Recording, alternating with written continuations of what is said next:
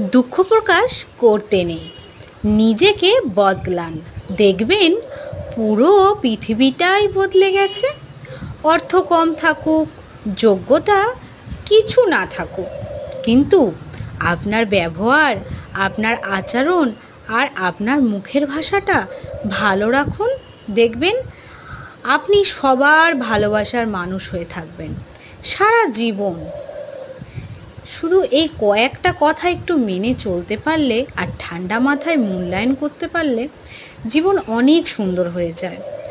আর যে নিজেকে ভালোবাসতে জানে, নিজেকে ভালো রাখতে জানে, সে যে কোনো পরিস্থিতিতেই নিজেকে ভালোবাসবে আর নিজেকে ভালো রাখবে। আর যে নিজে ভালো থাকতে জানে, সে সবাইকে ভালো রাখতে জানে।